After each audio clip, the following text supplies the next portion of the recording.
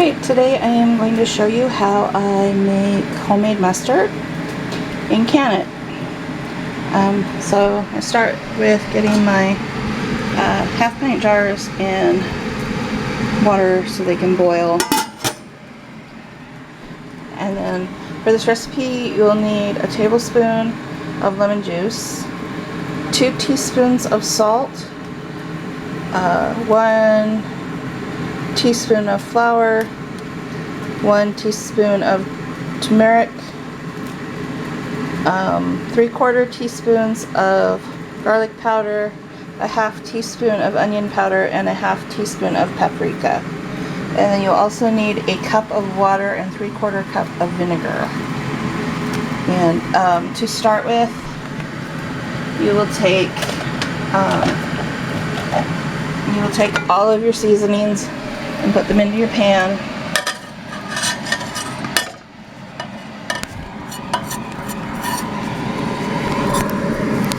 Like so. And then you will stir that all together.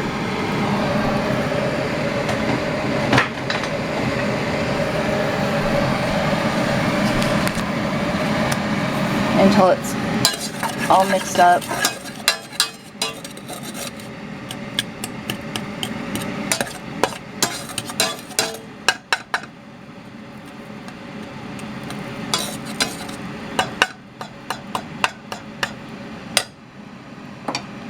And then you will also need a cup of mustard powder, which I forgot to bring up, so I will stop this and go and get it. Mustard powder, 1 full cup, and it gets added in. Can't believe that I almost left out the most important ingredient. Okay. And so stir that all around. Get the spices mixed in well.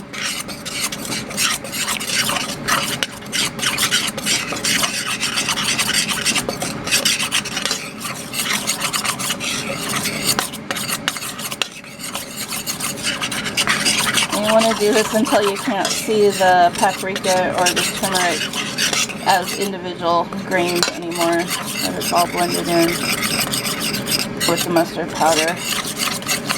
And that's when you'll know you've stirred it enough.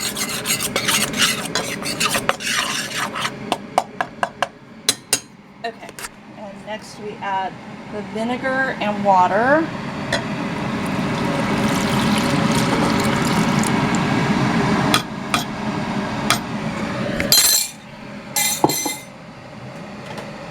Take a whisk and mix it all together.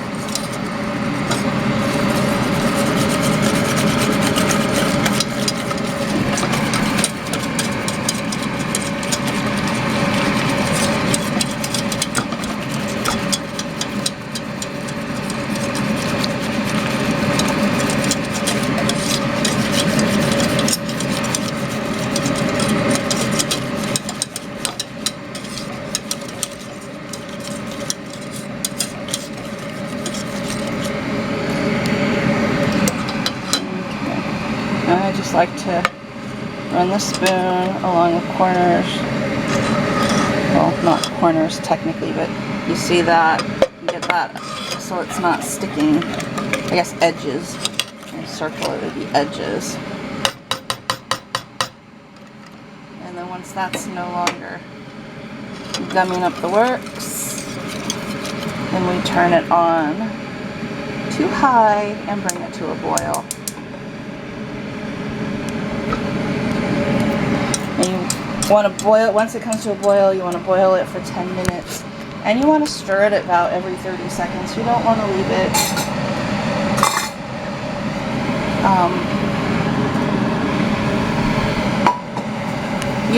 this unattended at all.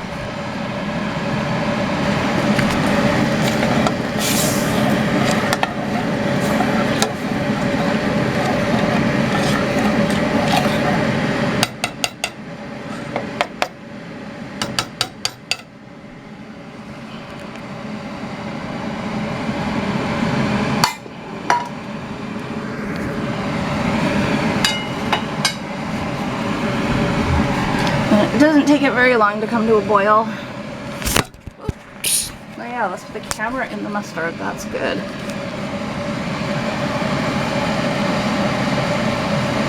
Okay, so when it's come to a boil, I will come back. Okay, once it's boiling, you set your timer for 10 minutes, and then you stir. Because otherwise the mustard will splatter out at you. And I've turned it down to medium. It's still boiling. If I don't stir, you can see it'll start. So so now we just got to get through the next 10 minutes without it getting old. You can see that it's starting to thicken up, and this is only after the first minute, and it's starting to turn more of the typical yellow mustard color. Alright, it has been 5 minutes now, and you can see that it is much brighter yellow, and it is thickening up enough that you're going to start feeling some resistance to your stirring. Not much, but it will definitely not feel like you're going through quite as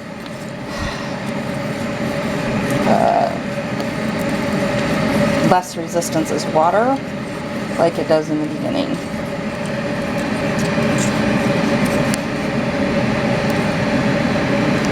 Alright, when you've got about a minute left, 2 minutes left, it's time to add the lemon juice. And that will help it be acidic enough that you can water bath can it.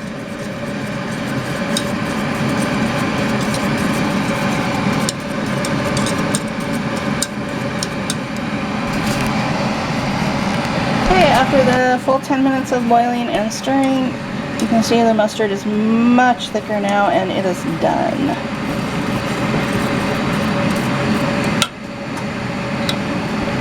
Got it? Okay. Alright, so you pour your hot mustard into your jars that you have boiled.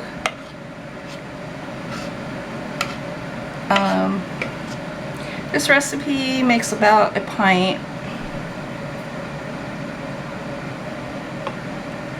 Sometimes there's a little extra, but generally it makes about a pint. And if you use a lot of mustard, you could just put this in a pint jar instead of 2 half-pint jars.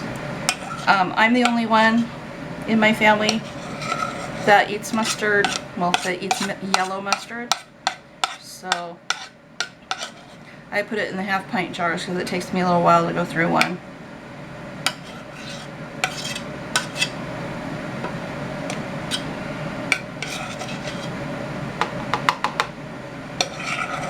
I'm gonna have to get the spatula.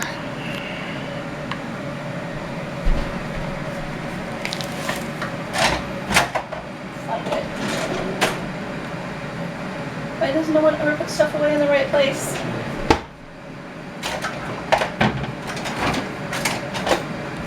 On the sink. Alright.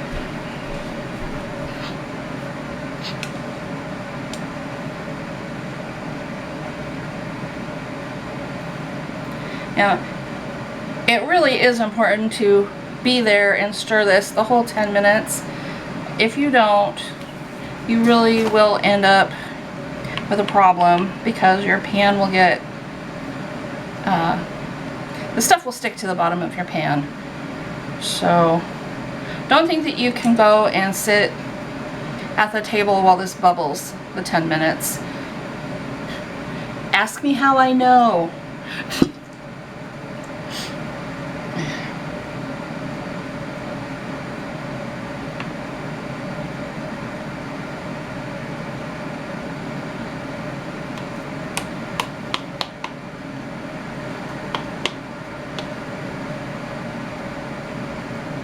Okay, and this will start to thicken up pretty fast, so you want to get it done as quickly as you can.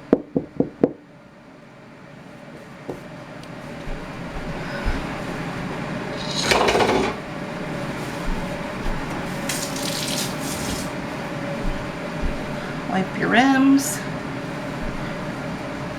You don't want to have anything on there that could prevent the jar from canning properly. You got some on there. Okay. That's on the inside, I think. It's on that side. Oh, it's the tops that move.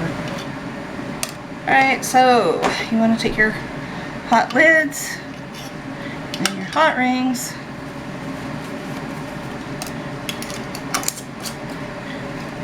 Twist them on. You might want to use a pot holder. I've got some calluses built up from doing this, but I wouldn't recommend it if you don't. And then you put them in a water bath for 10 minutes.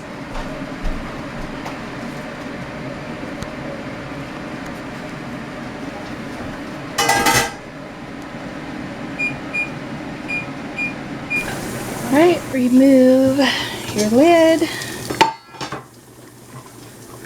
Hon, can you hand me the jar lifter? Apparently I am super unorganized today.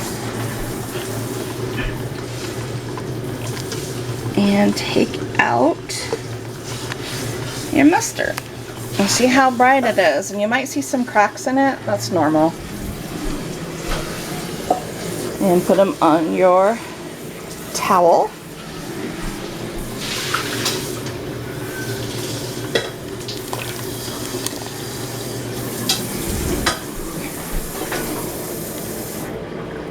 And then you wait for them to seal. And then you have your mustard and it's shelf stable. I like this consistency. If you would like something a little smoother, like store-bought mustard, you would want to put it in blender and blend it a little bit, but it doesn't feel grainy to me. And part of that is probably because I grind my salt to a powder instead of leave it granular. But I find this is fine, and if you didn't have a blender, or if you were in a grid down situation where you couldn't use a blender but you just had to have mustard, you could make this and can it on a fire. So the mustard has cooled and both jars sealed. And so you might think that's kind of silly to make homemade mustard. The reason we do it is, even though mustard is cheap, it's that it contains yellow number 5. And my son and I, especially my son, have severe allergic reactions to yellow number 5. So when we make it ourselves, we don't have to deal with that issue at all. Now I know that my son doesn't eat mustard, but I still have the same reaction. So we try to keep a yellow number 5 free household, along with red number 40 free.